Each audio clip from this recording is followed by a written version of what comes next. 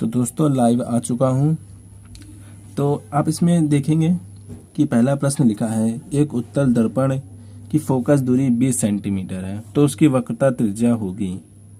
ठीक है, तो हम ऐसे सवाल करेंगे कि जितने ऑप्शन है उससे भी हम प्रश्न बनाने की कोशिश करेंगे। ठीक है, क्योंकि एग्जैक्ट कोई प्रश्न आ जाए इसकी गारंटी बहुत कम होती है, तो हम क्या करेंगे, पूरा डीप स्टडी करेंगे।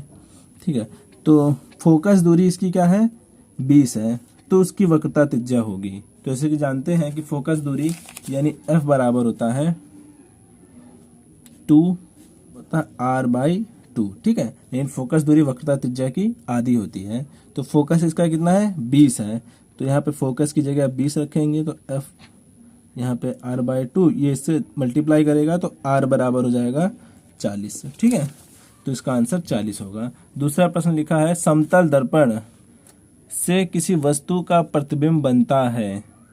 तो समतल दर्पण में केवल आप देखेंगे कि समतल दर्पण में जो प्रतिबिंब बनेगा तो हमेशा आभासी बनता है। ठीक है, आभासी, और देखिए इससे और भी क्वेश्चन बन सकते हैं। ठीक है, आभासी, और पूछे कि कैसा बनता है, बड़ा बनता है, छोटा बनता है, बराबर बनता है, तो ये भी हो सकता है। तो पहला तो आभासी बनता है, क्योंकि जैसा प्रतिबिंब होता है वैसे ही वहाँ उसकी, जैसा वस्तु होता है वैसे ही वस्तु का प्रतिबिंब बनता है। अगर यहाँ पे सीधा है तो ये भी सीधा बनेगा।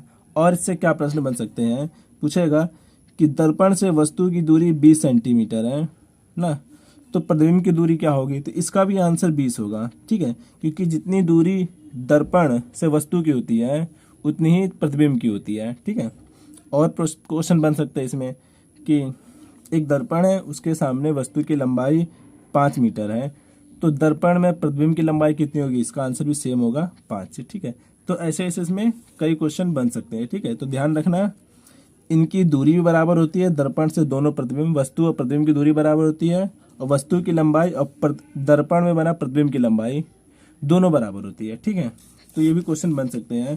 तो यहाँ पे होगा आभासी, यानी सीधा बनता है। ठीक है, वक्रता त्रिज्या तथा फोकस में संबंध, तो R बराबर होता है, वक्रता त्रिज्या फोकस दूरी की आधी होती है, तो R बराबर होता है 2F। ठीक है, दुगना करेंगे तो R बराबर 2F, ये सही है। चौथा क्वेश्चन लिखा है, एक वस्तु का आभासी तथा छोटा प्रतिबिंब बनता है। तो इसमें 4 ऑप्शन दिए गए हैं। ठीक है, तो पहले ये देखेंगे कि अवतल दर्पण में कैसा प्रतिबिंब बनता है। तो अवतल दर्पण में छोटा और आभासी प्रतिबिंब, तो अवतल दर्पण में देखे होंगे कि अधिकतर प्रतिबिंब उल्टे बनते हैं। ठीक है, उल्टा बनता है। आभासी प्रतिबिंब, एक आभासी प्रतिबिंब बनता है। ठीक है, आभासी प्रतिबिंब अगर देखेंगे अवतल दर्पण में, तो जब फोकस और ध्रुव के बीच में वस्तु होता है तब एक प्रतिबिंब बनता है, वो भी आभासी यानी सीधा। ठीक है, इस स्थिति में बनता है। ठीक है, तो यहाँ पे जब कटती है तब यहाँ पे वस्तु का प्रतिबिंब बनता है सीधा। ठीक है, तो लेकिन छोटा तो नहीं, यहाँ बड़ा है। ठीक है, तो ये ऑप्शन गलत हो जाएगा। ठीक है, दूसरा है उत्तल दर्पण में। उत्तल दर्पण में देखते हैं कैसा प्रतिबिंब बनता है। तो यहाँ पे F है, यहाँ पे हमारा C है। तो अब जानते हैं कि यहाँ वस्तु रखा है, तो पहला तो F से जाएगा और दूसरा C से जाएगा। ठीक है, तो यहाँ पे हमारा आभासी प्रतिबिंब बनता है। ठीक है, यहाँ पर बनता है, तो यहाँ पे देखेंगे कि छोटा प्रतिबिंब बन रहा है और सीधा ही बन रहा है, तो इसका आंसर होगा उत्तल दर्पण। ठीक है, समतल दर्पण में आभासी बनता है लेकिन छोटा नहीं, बराबर बनता है। ठीक है, समतल दर्पण में अगर यहाँ होता प्रश्न कि वस्तु का आभासी तथा बराबर प्रतिबिंब बनता है तो समतल होता है इसका आंसर। ठीक है, यहाँ पे छोटे की बात चल रही है, तो उत्तल दर्पण में ही केवल सीधा प्रतिबिंब बनता है और छोटा बनता है। नेक्स्ट क्वेश्चन लिखा है, यदि वायु के सापेक्ष कांच का अपवर्तनांक इतना है, तो कांच के सापेक्ष वायु का अपवर्तनांक,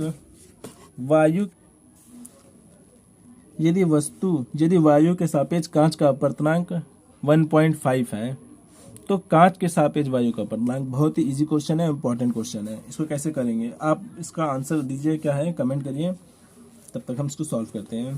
तो इसमें लिखा है वायु यानी एयर ग्लास, वायु के सापेक्ष कांच का अपवर्तनांक 1.5 है। ठीक है, तो इसको तो पहले हम किस में बदल लें, फ्रैक्शन में। तो पॉइंट हटाएंगे और नीचे 10 हो जाएगा, तो ये हो जाएगा 5 × 15 5 × 10। ठीक है, ये आएगा। तो हमको निकालना है कांच के सापेक्ष वायु का अपवर्तनांक ना, निकालना क्या है, कांच के सापेक्ष वायु का अपवर्तनांक। ठीक है, इसको हम आगे पीछे करते हैं तो ये क्या होता है, पलट जाता है, ये पलट जाता है। ठीक है, क्योंकि ए एन जी को हम लिखते हैं A/G। ठीक है, इसको पलट दो, यानी ये हो जाएगा 2/3। इसको आगे पीछे करेंगे, पलट देंगे। ठीक है, तो ये पॉइंट लगाएंगे, 0 बढ़ाएंगे, तो इसको हल करेंगे, 18 6 6 ऐसे चलेगा। तो इसको लिखेंगे, यहाँ पे जब 5 से ज़्यादा है तो एक इधर भेज देंगे, तो 0.67 हो जाएगा। तो इसका आंसर ये है। ठीक है, छठा क्वेश्चन लिखा है, उत्तल लेंस से किसी वस्तु का प्रतिबिंब, किसी वस्तु का वास्तविक उल्टा बड़ा प्रतिबिंब बनने के लिए वस्तु को कहाँ रखना होगा।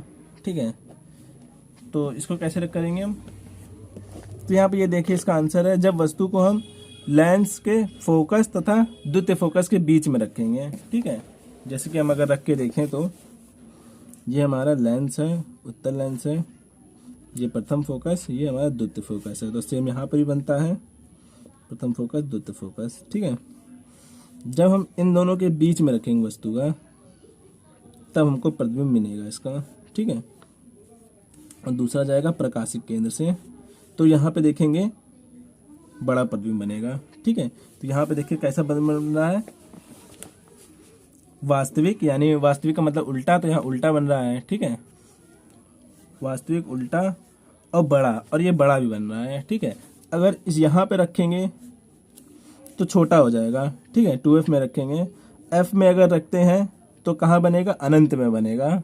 ठीक है, अगर यहाँ पे रखेंगे तब आपका बनेगा इसी साइड बनेगा, दर्पण के पीछे बनता है। ठीक है,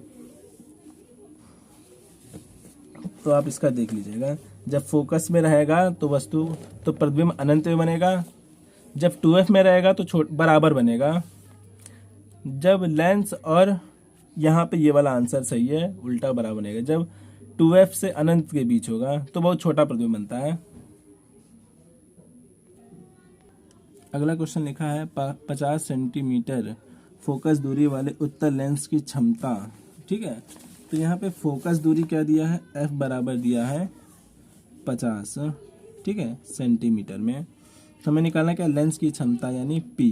ठीक है, और p बराबर होता है 1/f, जहाँ f मीटर में होता है। ठीक है, जब यहाँ पे फोकस दूरी सेंटीमीटर में दिया हो तो ऊपर क्या करते हैं, 100 लिख देते हैं और f। ठीक है, तो यहाँ पे f बराबर क्या है, 100, f की जगह हम 50 लिखेंगे, तो 50 दूनी 100। ठीक है, 100 यानी डायप्टर d। ठीक है, यहाँ पे प्लस का साइन होगा, प्लस का साइन इसलिए होगा क्योंकि ये कौन सा लेंस है, उत्तल लेंस है, तो उत्तल लेंस में हमेशा फोकस धनात्मक साइड में होता है। ठीक है, इसलिए प्लस में आएगा, ये आंसर सही है। कांच का अपवर्तनांक अधिकतम होता है बैगनी रंग में, और सबसे कम किस में होता है, अगर कम पूछेगा तो कम होता है, सबसे कम होता है इसमें, और सबसे अधिक होता है बैगनी रंग में। ठीक है, अपवर्तनांक का मतलब क्या होता है, अगर प्रकाश जितनी अच्छे तरह से गति कर पा रहा हो जिस माध्यम में, उसकी अपवर्तनांक उतनी ही ज़्यादा होगी। ठीक है, आगे देखते हैं। 9वां क्वेश्चन लिखा है, दो माध्यमों के सीमा पृष्ठ पर एक प्रकाश की किरण लंबवत आपतित होती है तो आपतन कोण क्या होगा।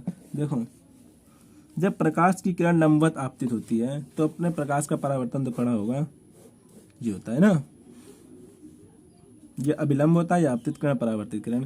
जब प्रकाश लंब पर गिरे, जैसे ये हमारा क्या है, लंब है, अगर यहीं पे प्रकाश गिरेगा, ठीक है, यहीं पे आपतित किरण आई तो परावर्तित किरण भी यहीं पे जाएगी। ठीक है, तो यहाँ पे ये आपतन कोण होता है, परावर्तन कोण, तो यहाँ पे आपतन कोण परावर्तन कोण क्या होगा, यहाँ पे आई या आर, तो दोनों ही 0 होंगे। ठीक है, जब प्रकाश इस लंब पे ही गिरे, अभिलंब पे ही प्रकाश गिरेगा तो प्रकाश वहीं से लौट जाएगा। ठीक है, तो आपतन कोण और परावर्तन कोण दोनों 0 बनेगा। नेक्स्ट क्वेश्चन है,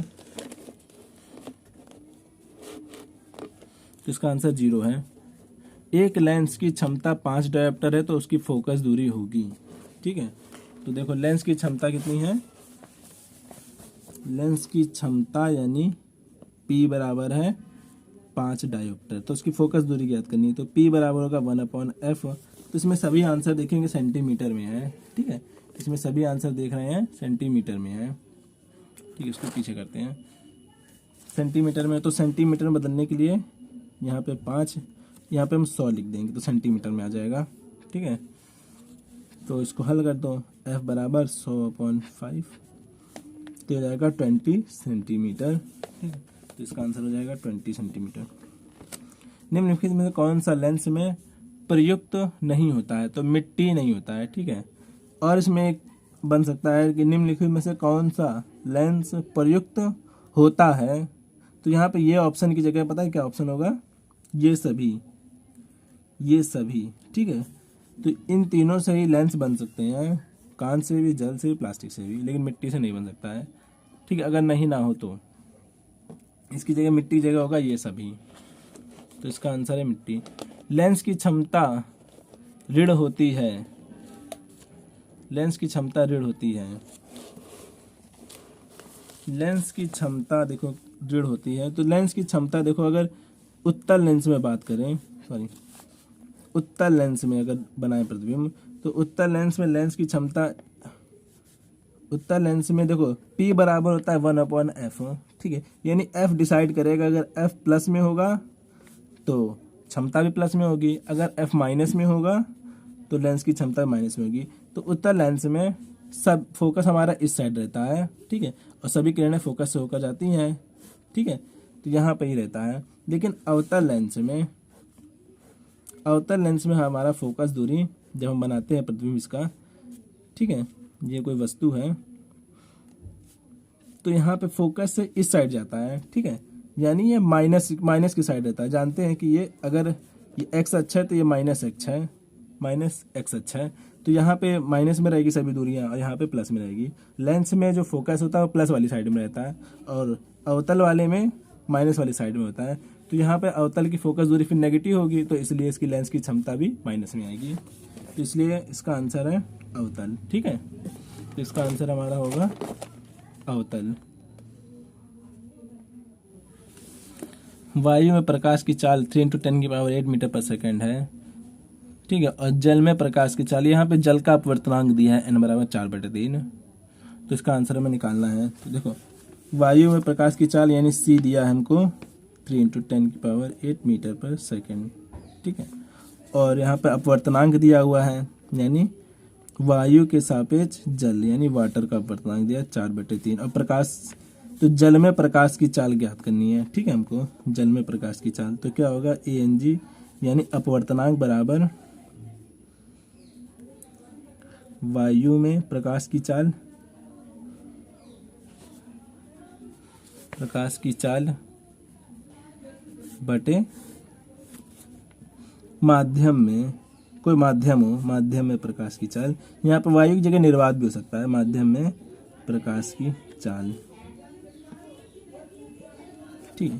तो यहाँ पे वायु में प्रकाश की चाल कितनी है 3 × 10⁸ है, और माध्यम में प्रकाश की चाल यानी जल में, जल यहाँ पे माध्यम है, तो जल में प्रकाश की चाल, जल में प्रकाश की चाल, ठीक है। और यहाँ पे अपवर्तनांक बराबर 4/3 रख दो और इसको सॉल्व कर दो, ठीक है। तो इसको सॉल्व करेंगे जब हम, तो ये इससे गुणा हो जाएगा और ये फिर भाग हो जाएगा 4, यानी जल में प्रकाश की चाल हो जाएगा 3 × 10⁸/4, ठीक है। 9 10⁸, इसको सॉल्व कर दो आप, ठीक है। तो 4 दूनी 8 पॉइंट 1, 4 दूनी 8 फिर 4 पंचे 20, ये आ जाएगा मीटर पर सेकेंड, इसका आंसर हो जाएगा, ठीक है। तो ये वाला आंसर सही है। लेंस का आवर्धन सूत्र होता है, तो लेंस का आवर्धन सूत्र होता है यानी आवर्धन माने लेंस का आवर्धन का फार्मूला होता है वस्तु की प्रतिबिंब की लंबाई, वस्तु की लंबाई के अनुपात को आवर्धन कहते हैं, ठीक है। और इमेज को हम v से डिनोट करते हैं, ऑब्जेक्ट को, ऑब्जेक्ट की दूरी यानी ये दोनों दूरियां ये हो जाएगी, ठीक है। तो इसका आंसर हमारा ये होगा, ठीक है। अगर लेंस की जगह यहाँ पे अगर दर्पण होता तो इसका आंसर ये वाला होगा, ठीक है। दोनों में अंतर, अगर दर्पण होगा तो माइनस वाला आंसर होगा, दर्पण नहीं है ये वाला होगा।